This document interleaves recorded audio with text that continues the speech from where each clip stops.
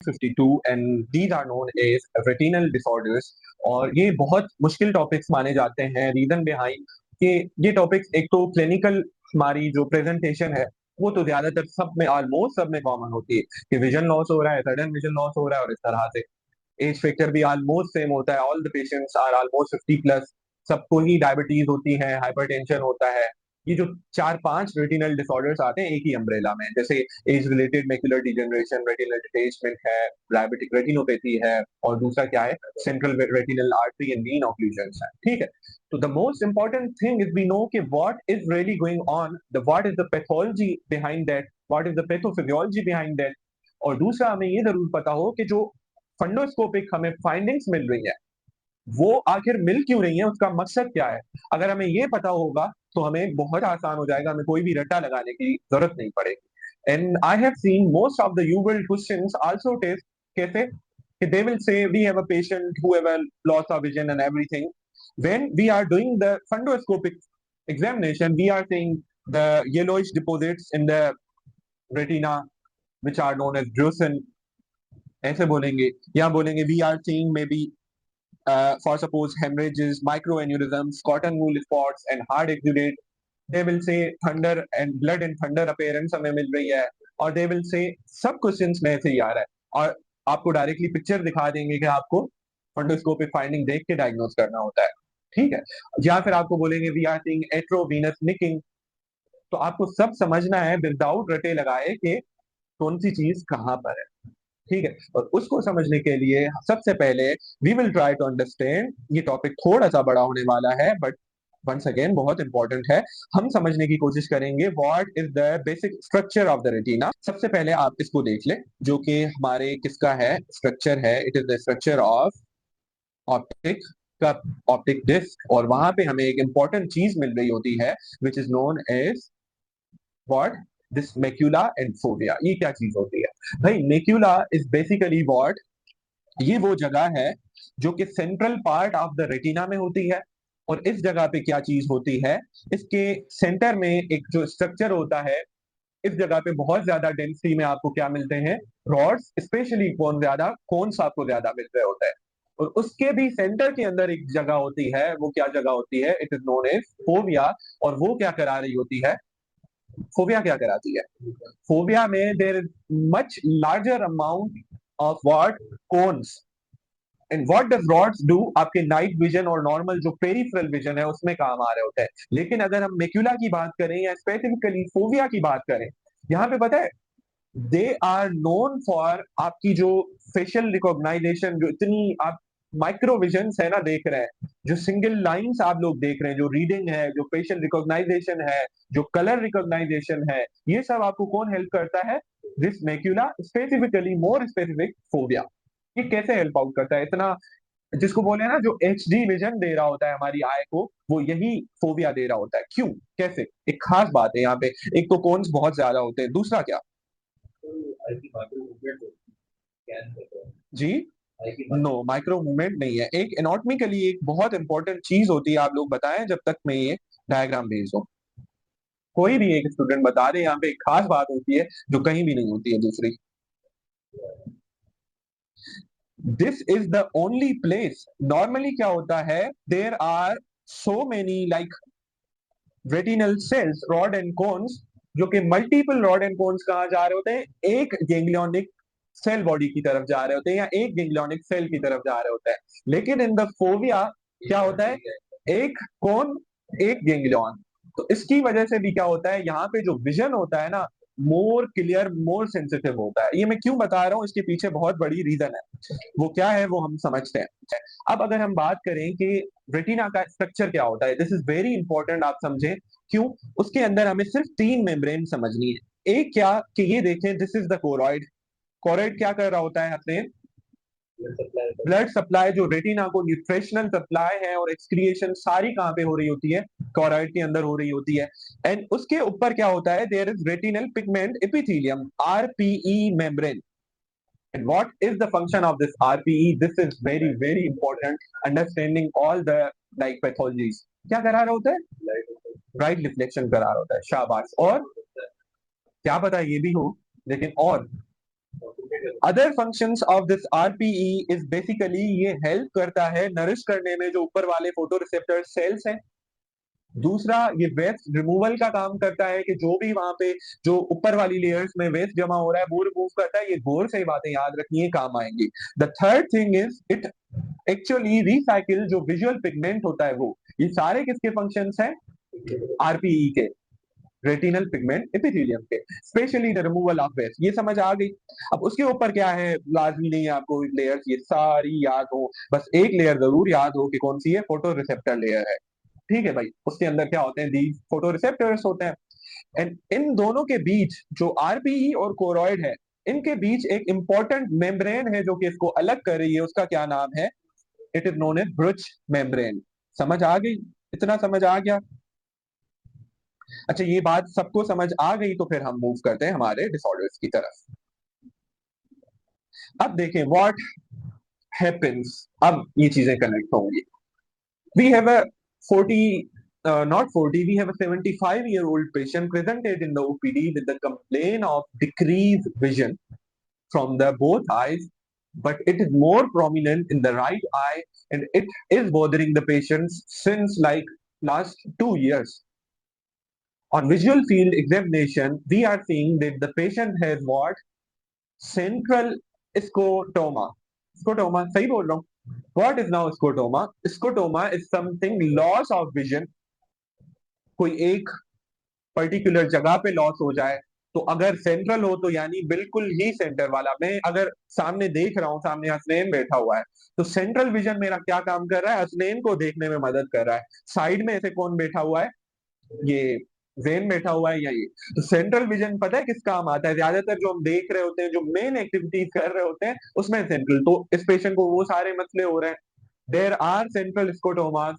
Along with when we are seeing his retina on the fundoscopy, we are seeing क्या? There is large amount of drusen और yellowish material deposited पूरा फैला हुआ है retina के अंदर। तो what is the most likely diagnosis? Shabash. This is the age-related macular degeneration. And what is the pathophysiology? ये क्यों हुआ, अब हम ये समझते हैं। देखिए, there is a disease known as age-related macular degeneration. उसके अंदर क्या हो रहा होता है कि सबसे पहले with age passing by, हमने क्या सीखा था? There is a part of the retina which is known as what? Macula. और उसके अंदर भी फोविया होता है। उसके अंदर ये कोन्स स्पेशली बहुत ज्यादा होते हैं, and it is known for its central vision, more clearer vision, facial reading और ये सब चीजें, कलर विजन दे रहा होता है। एंड वी हैव आल्सो, एक बात हमने सीखी है कि there is a membrane known as retinal pigment epithelium. वो क्या कर रही होती है?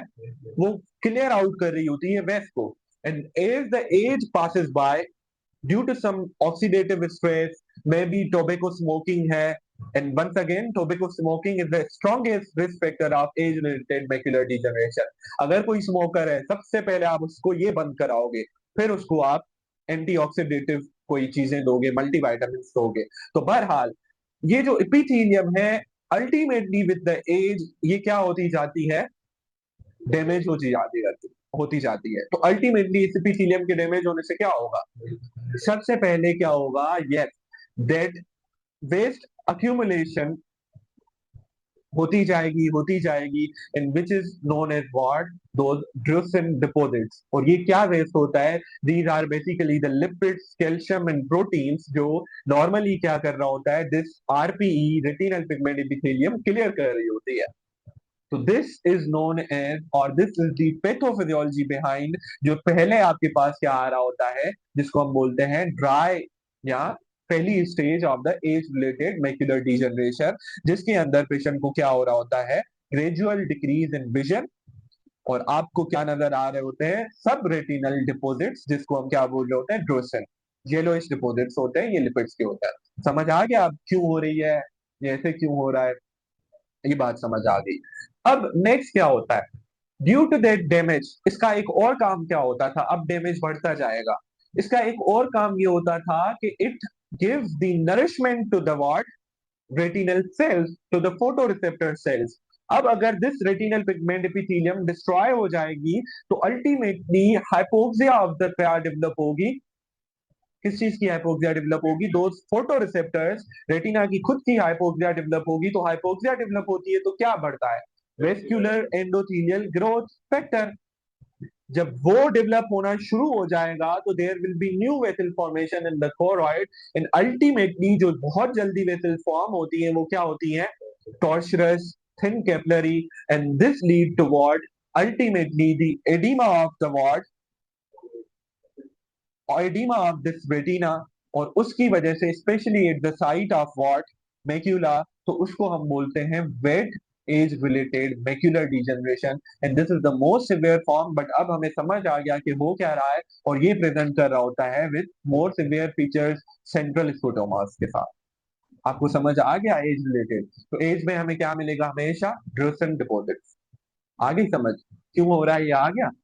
ठीक है भाई, अब हम मूव कर रहे हैं हमारी जो दूसरी टॉपिक है which is about diabetic retinopathy.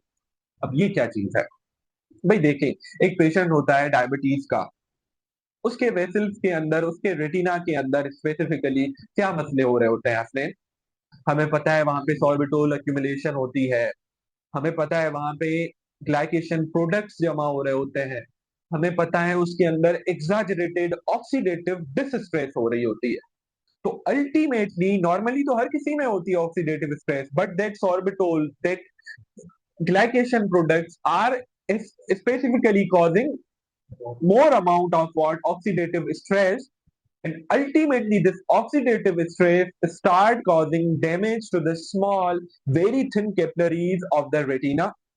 और उस रेटिना के अंदर क्या होता होगा फिर, अल्टीमेटली वहां पे एंडोथेलियम सेल्स के अंदर कुछ स्पेशलाइज सेल्स हैं जिनको हम क्या बोलते हैं, पेरिसाइड्स, ये उनका डैमेज होने लग जाता है। जब वो पेरिसाइड ऐसे जुड़े हुए होते हैं आपस में, अब क्या होगा, एंडोथेलियल डैमेज, पेरिसाइड का डैमेज, तो क्या होगा, उन पेरिसाइड के टूटने की वजह से वहां पे क्या होगा, देयर विल बी उन थिन कैपिलरीज में माइक्रो एन्यूरिज्म फॉर्मेशन। समझ आ रही, oxidative stress, pericyte damage, basement membrane and endothelial damage causing what, micro aneurysms, पहली बात हुई। दूसरा, उसी वक्त क्या हो रहा होता है, there is what, thickening of the basement membrane. क्यों, सारे डिपॉजिट्स हो रहे होते हैं वहां पे, सारा डैमेज हो रहा होता है, थोड़ी बहुत फिब्रोसिस करा रहा होता है। तो दो इंपॉर्टेंट मसले हुए at the start of what, at the start of this diabetic retinopathy is basically क्या, माइक्रो एन्यूरिज्म फॉर्मेशन, दूसरा क्या, बेसमेंट मेम्ब्रेन की थिकनेस हुई। अल्टीमेटली वो जो माइक्रो एन्यूरिज्म है, वो जो बेसमेंट मेम्ब्रेन की थिकनेस है, वो माइक्रो एन्यूरिज्म क्या करना शुरू हो जाते हैं, वहां पे रप्चर होना शुरू हो जाते हैं। तो वहां पे हमें क्या नजर आना स्टार्ट हो जाता है, देयर आर स्मॉल हेमरेजेस वहां पे बनना स्टार्ट हो जाते हैं। और दूसरा, अलोंग विद दैट जो हाइपोक्सिया डेवलप हो रही है वो क्या करा रही होती है, हमें पता है हाइपोक्सिया हो रही है क्यों, माइक्रोन्यूरिज्म, बेसमेंट मेम्ब्रेन की थिकनेस हुई। तो वहां पे वो जो छोटी छोटी रेटिनल वेसल्स है वो किसको सप्लाई कर रही है, रेटिना को, रेटिनल नर्व फाइबर्स को। तो अल्टीमेटली रेटिनल नर्व फाइबर्स के जो इंफार्क्ट हो रहे होंगे, तो वो जो हमें नजर आ रहे होते हैं वो रेटिनल इंफार्क्ट किस सूरत में नजर आ रहे होते हैं, वो in a form of cotton wool spots की सूरत में नजर आ रहे होते हैं। और क्यों इंफार्क्ट हुआ, thickening of the basement membrane. And ultimately RPE भी डैमेज होगी तो क्या होगा वहां पे, ड्रोसिन फॉर्मेशन, वहां पे क्या होगा, वो जो डिपॉजिट्स हैं वो जमा हो जाएंगे। तो दिस लीड्स टू क्या, जब वो हेमरेज होना स्टार्ट हो जाता है, वो जो सारे ड्रोसिन डिपॉजिट्स होना स्टार्ट हो जाते हैं, this causes what, this is known as non proliferative diabetic retinopathy, जिसके अंदर क्या हो रहा है, vascular damage, micro aneurysm, haemorrhage, cotton wool spots, hard exudate drusen deposit, जो कि क्या करा रहा होता है, विजन के डेफिसिट करा रहा होता है। तो अगर आपको कोई पूछे कि फंडोस्कोपिक एग्जामिनेशन पे आपको क्या मिलेंगे डायबिटिक रेटिनोपैथी में, समझ आ गया क्यों, ठीक है, ड्रोसिन डिपॉजिट्स, हेमरेजेस, माइक्रो एन्यूरिज्म, चीजें समझ आ रही है कैसे क्यों हो रहा है। अल्टीमेटली ये लीड करता है, अब क्या होगा, ऐसा ऐसा ऐसा ऐसा ये सिवियर होता जाएगा और हाइपोक्सिया होगी। जैसे ही हाइपोक्सिया होगी तो इस बार कहाँ पे न्यू वेसल्स बनेंगी? रेटिना की खुद के अंदर। क्यों? डैमेज किसका हो रहा था? दैट स्मॉल रेटिनल वेसल्स के अंदर। तो वो जब बनेंगी तो they are at increase risk of the rupture. और अगर वो रप्चर हो गया तो हमें क्या नजर आ रहा होता है? There is sudden haemorrhage in the vitreous fluid, जिसको हम क्या बोल रहे होते हैं? Vitreous haemorrhage. और वो क्या करा रहा होता है? कंप्लीट लॉस ऑफ विजन, या जो वेसल्स फॉर्मेशन हो रही होती है वो बहुत ज्यादा हेमरेजेस करा रही होती है। और उसका एट द एंड क्या हो रहा होता है? या तो विट्रस हेमरेज हो रहा होता है, या तो रेटिनल डिटेचमेंट हो रही होती है। तो this is known as what? Proliferative diabetic retinopathy. Why proliferative? क्योंकि न्यू वेसल फॉर्मेशन हो रही है। न्यू वेसल फॉर्मेशन क्यों हो रही थी? Microaneurysm, thickening of basement membrane causing hypoxia. समझ आ गई दोनों में क्या फर्क है? And how you will treat this proliferative stage, और how you will prevent this proliferative stage of the diabetic retinopathy. And also किसमें हो रही थी दूसरी? एज रिलेटेड मैक्युलर डिजनरेशन की। कैसे प्रिवेंट करेंगे? शाबाश, not VGF, anti VGF injection लगती है। याद है वो डायबिटिक वाले पेशेंट बोलते हैं हमने आंख में इंजेक्शन लगवा के आए।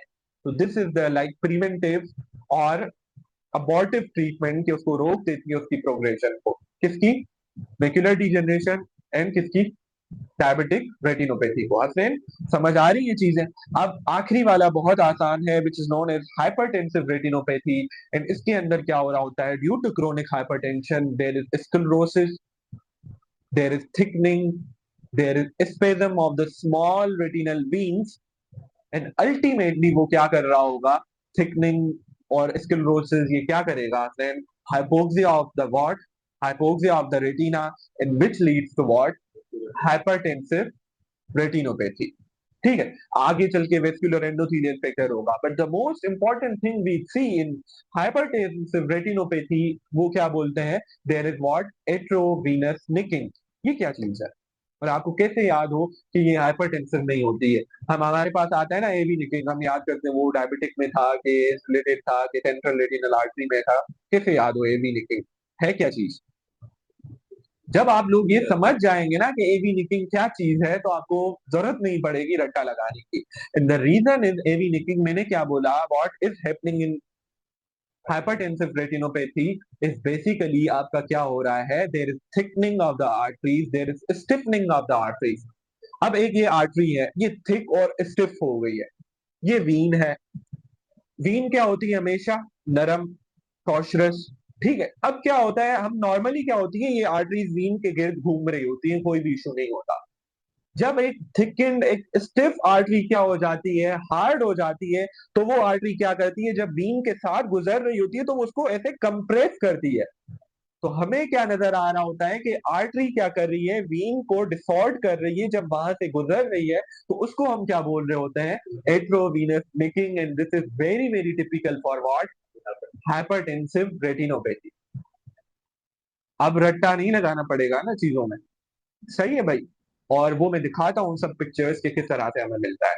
सही है, इतना काफी। अब आप लोग रीड दे दें, मुझे लग रहा है आप लोग थोड़े सच इस तरह से चीजें। अब हम थ्रू डायग्राम्स समझेंगे कि हमारे पास किस तरह से प्रेजेंटेशन आ रही होती है, या किस तरह से हमें नजर आते हैं। सबसे पहले देखें, ये हमें क्या नजर आ रहा है? These are the white fluffy spots on the retina. और इनको हम क्या बोल रहे होते हैं? इनको हम बोलते हैं कॉटन वूल स्पॉट्स। और ये कब हो रहे थे? when there is ischemia of the what? Cotton wool spots. When there is ischemia of the retinal nerve fibers, तो उसकी वजह से क्या जो प्रेजेंटेशन आ रही थी उसको हम बोल रहे थे cotton wool, cotton wool spots. ठीक है, समझ आ गई? और वो कहाँ पे हो रही थी? Severe form of the diabetic retinopathy and also hypertensive retinopathy. तो अल्टीमेटली वेसल्स के ऑक्लूजन की वजह से, स्क्लेरोसिस की वजह से क्या होगा? आपने स्कीमिया ऑफ द फाइबर्स होगा। तो वो प्रेजेंट करता है कॉटन वूल स्पॉट्स की तरह। And this is the typical presentation जो हमें नजर आ रही होती है diabetic retinopathy in non proliferative stage. तो इसमें हमें क्या नजर आ रहे हैं? ये this is the micro aneurysm, pericyte के डैमेज की वजह से, haemorrhage due to rupture of those micro aneurysms. And यहाँ पे क्या नजर आ रहे हैं? हार्ड एक्सुडेट्स ड्यू टू किसकी वजह से? डिपोजिशन ऑफ द लिपिड्स, या ड्रोसिन भी हम इसको बोल सकते हैं। समझ आ गई? अब अगर हम नेक्स्ट डायग्राम की तरफ मूव करें which is about this hypertensive retinopathy, उसमें हमें क्या क्या नजर आ रहा होता है? The most important was what? This AV nicking. ये देखें यहाँ पे क्या हो रहा है, ऐसे जब आर्टरी वीन के ऊपर गुजर रही है तो हमें क्या नजर आ रहा है, इस तरह से टेढ़ी हो रही है। क्यों? क्योंकि वो उसको दबा रही है। थिक आर्टरी या हम बोले स्टिनोस्ट आर्टरी, वो क्या कर रही है, वीन को ऐसे जोर से दबा रही होती है। ठीक है। दूसरा हमें यहाँ पे जाहिर सी बात है, diabetic hypertensive sorry hypertensive retinopathy में और क्या हो रहा था, आर्टरीज बंद हो रही है, तो जाहिर सी बात है इस्कीमिया होगा। जब इस्कीमिया होगा तो we will see retinal nerve fibres की इस्कीमिया की वजह से कॉटन वूल स्पॉट्स, लिपिड जमा होंगे तो हार्ड एक्सुडेट्स, और दूसरा हमें क्या मिल रहा होगा, आर्टीरियोलर नैरोइंग भी मिल रही है। यहां से देखें ये आर्टीरियोल गायब हो रहा है बिल्कुल ही। ठीक है। It is due to what? It is due to its narrowing. समझ आ रही है चीजें? अब अगर हम मूव करें, ये वाला हम अभी टॉपिक करने वाले हैं इस पिक्चर पे, जो कि आपकी सेकंड लास्ट पिक्चर है। इसके अंदर हमें क्या एक ही चीज नजर आ रही है, yellowish deposits of the calcium and lipids, जो कि किस में हो रहा होता है, बाकी सब ऑलमोस्ट नॉर्मल होता है इनिशियल स्टेजेस में। This is the typical diagram of what? As related macular degeneration का। ठीक है। समझ आ गई चीज? तो अब एक चीज देखें, फोविया की पिक्चर को दोबारा, सिर्फ एक चीज नोट डाउन कर लें कि ये जो फोविया है, ये देखें किस तरह से हमें रेड नजर आ रहा है। ठीक है। ये क्यों रेड नजर आता है? प्रेजेंस ऑफ कौन, कौन रेड होते हैं? क्योंकि this phobia is very thin layer, ये पूरी रेटिना है, उसके अंदर सेंट्रल पार्ट है जिसको हम क्या बोल रहे हैं, मेक्यूला। मेक्यूला के अंदर भी फोबिया है। ये जो फोबिया वाली जगह है ना, this is very very thin part of the retina, और इसके पीछे क्या होता है, कोरॉइड होता है। तो एक्चुअली हमें क्या नजर आ रहा होता है, कोरॉइड नजर आ रहा होता है। समझ आ गई ये बात? इतना समझ आ गया तो we are moving towards our next topic which is about what? Which is about central retinal artery occlusion. अब क्यों होगा? There are two major causes of the central retinal artery. Hasnain Jain इधर देखने, डायग्राम्स को छोड़ दे। टू मेजर कॉजेज हैं central retinal artery के। आपके यूएल में ये भी सवाल आता है कि what, from where does the central retinal artery comes? Internal carotid artery, ophthalmic artery, and branch वो दे रही होती है व्हाट? सेंट्रल रेटिनल आर्टरी, जो कि एंड आर्टरी है, इसकी कोई भी कोलेटरल सप्लाई नहीं होती है। अगर ये बंद हो जाए तो क्या होगा? There will be loss of the nerve, loss of the vision. Ultimately there are two major causes, एक तो एम्बोलाय फॉर्मेशन, कोई आपकी जो है वो कहाँ पे, आर्ट ऑफ एओटा में, कैरोटिड में, या मे बी वो जो सिस्टमिक एम्बोलाय बन रहे थे। The second most feared complication was giant cell arteritis या टेम्पोरल आर्ट्राइटिस, इसका रीजन था किसका? सेंट्रल रेटिनल आर्टरी ऑक्लूजन का। तो we have a 55-year-old patient presented in the OPD with the complaint of what? Sudden vision, sudden painless vision loss from the right side of the eye, from the right eye बल्कि। The patient is a known case of diabetes and hypertension। सही है अपने। On examination you are seeing के उनका जो है वो vision बिल्कुल चला गया है। एंड ऑन, आप क्या देख रहे हैं जब आप फंडोस्कोपिक एग्जामिनेशन कर रहे हैं, तो you are seeing a cherry red spot of the macula.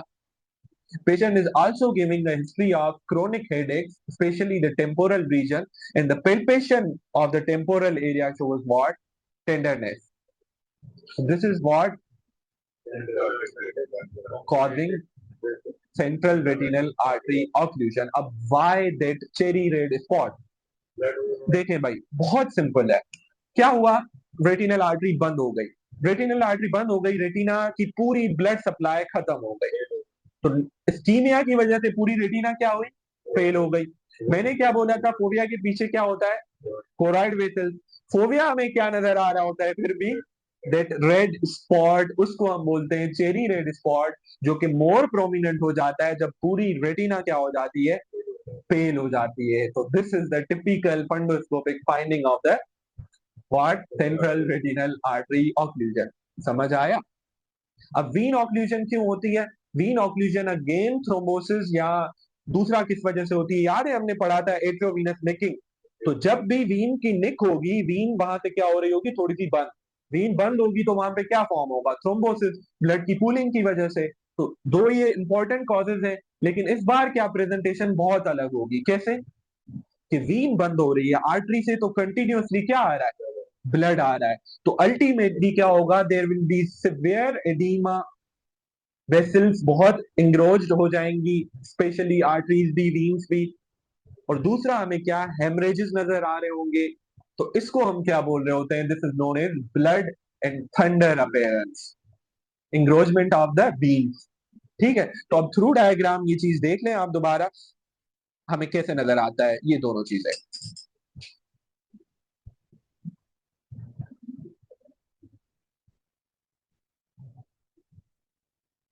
ये देखें, ये तो बहुत आसान हो गया ना, hyper central retinal artery occlusion. Retina क्या हुई, पूरी पेल हो गई है, देखें कलर चला गया है। सेंटर में हमें मेक्यूला में क्या नजर आ रहा है, चेरी रेड स्पॉट नजर आ रहा है। ठीक है, ये वाला मोर प्रोमिनेंट हो गया, क्यों, क्योंकि रेटिना पेल हो गई। तो this is what central retinal artery occlusion के अंदर जो चीज हमें मिल रही होती है। समझ में आ गई ये बात? और दूसरा, हमें जाहिर सी बात है थोड़ी बहुत एडिमा हो रही होती है तो हमें क्या मिलता है, क्लाउडी रेटिना मिल रही होती है। ठीक है, now the next picture we have is ये वाली। इन इसमें से हमें जो क्या नजर आ रहा है, जो ई वाली जगह नजर आ रही है, वो हमें क्या नजर आ रहे हैं, ये मल्टीपल हेमरेजेस नजर आ रहे हैं तो हमें, ये वाले। और ये वेसल्स हमें क्या नजर आ रही है, इंग्रोज्ड नजर आ रही है ई में, जो मल्टीपल पिक्चर्स हैं उसके अंदर। तो इसको हम क्या बोल रहे होते हैं, वीनस इंग्रोजमेंट। और रेटिनल हेमरेजेस को हम क्या बोल रहे होते हैं, ब्लड एंड थंडर अपीयरेंस। समझ आ गई बात? और we have our last three topics, and one of them is very important, which is what, retinal detachment. अब रेटिनल डिटेचमेंट क्या चीज है, उसको समझने के लिए आप एक चीज समझ लें कि जो रेटिना होती है ना, वो किस चीज से अटैच होती है। वो अटैच होती है एक तरफ से, कौन सी, जो हमारी कौन सी थी, रेटिनल पिगमेंट एपिथेलियम थी, उससे अटैच होती है। तो वो उससे कैसे अटैच होती है, थ्रू नेगेटिव प्रेशर, और माइल्ड सी एडेशन होती है, एनॉटमिकल एडेशन नहीं होती वो वैसे ही फिजियोलॉजिकल एडेशन होती है, due to some sort of, अगर मैं बोलूं, नेगेटिव प्रेशर की वजह से। और आगे से उसके क्या पड़ा होता है, विट्रस ह्यूमर पड़ा होता है, उससे भी, वो भी उसको सपोर्ट दे रहा होता है। ठीक है, अब कुछ भी ऐसा हो कि ये जो रेटिना है ये अलग हो जाए, किससे, आरपीएस से, रेटिनल पिगमेंट एपिथेलियम से, तो उसको हम क्या बोलते हैं, रेटिनल डिटेचमेंट। अब क्या मसला है, ये अलग हो गई तो ट्रांसमिट नहीं करेगी। दूसरा, इससे भी इंपॉर्टेंट मसला, हमने बाद में लगा दी, क्या मसला है भाई, उसकी कीमिया हो जाएगी, क्योंकि ब्लड और सब चीजें कहां से आ रही थी, वो वहां से आ रही थी, वो अलग हो गई तो क्या होगा, ultimately with in few minutes उसकी कीमिया हो जाती है, और कंप्लीट हमेशा के लिए लॉस ऑफ विजन हो जाता है। इस वजह से retinal detachment is so important. समझ आ गई? अब देर आर टू मैकेनिज्म्स जिससे ये रेटिनल डिटेचमेंट हो रही है, और आपने क्या करना है, विजुअली इमेजिन करना है कि वो दो मैकेनिज्म्स कैसे हो रहा है। The one is known as regmatogenous detachment, while other is non-regmatogenous detachment. Do you know what is meant by regma? Regma means कि कोई क्या हो रहा है, टीयर हो रहा है। अब ये क्यों हो रहा है, regmatogenous retinal detachment is the most common cause of the retinal detachment, और ये क्यों हो रही होती है, due to severe myopia and due to aging. मैंने क्या बोला था, ऑन द फ्रंट रेटिना किससे अटैच है, ये हमारा क्या है, विट्रस ह्यूमर है। बैक पे आप लोग इमेजिन कर ले कि क्या है, मेरे दो ही हाथ है, सॉरी, बैक पे वो किससे अटैच होती है, आरपीई के साथ।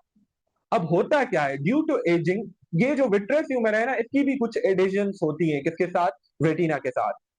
कहीं कहीं जगहों पे वो स्टिक होता है थोड़ा सा, किसके साथ, रेटिना के साथ। Due to ageing, due to very high number, due to very high myopias, हो क्या रहा होता है, ये जो विट्रस ह्यूमर है ना, ये श्रिंक होता है।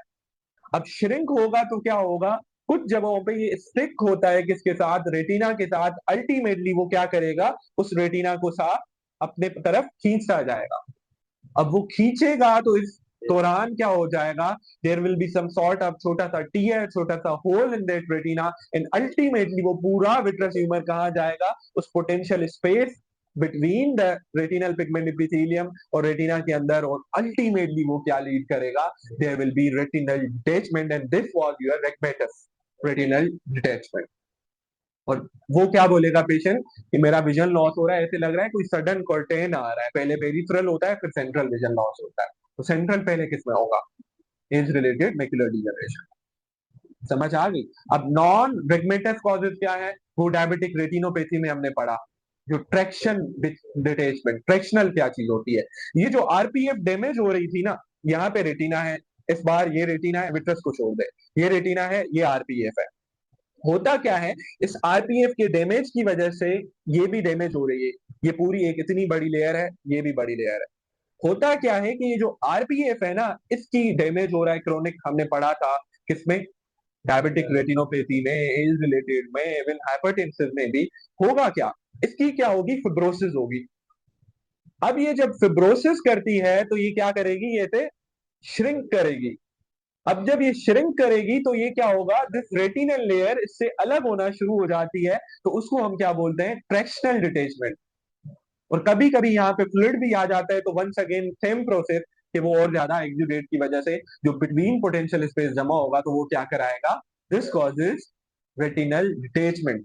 तो हमें रेटिनल डिटेचमेंट की फंडोस्कोपिक फाइंडिंग पे क्या मिल रहा होता है, हम रेटिना के कुछ जगहों पे देखते हैं तो हमें क्या मिल रही है, ऐसे बंद हो रही तो क्या मिलेगी, रिंकलिंग ऑफ द रेटिना। ठीक है बच्चों, समझ आ गई। तो दिस वाज ऑल अबाउट आपके, I would say, most important और most difficult topics in the ophthalmology. मैं सिर्फ ये दिखा दूं आप लोगों को कि रिंकलिंग ऑफ द रेटिना क्या चीज है। सब लोग एक्साइटेड हो रहे हैं ना, ये देखें, ये वाली चीज, this is the wrinkling of the retina.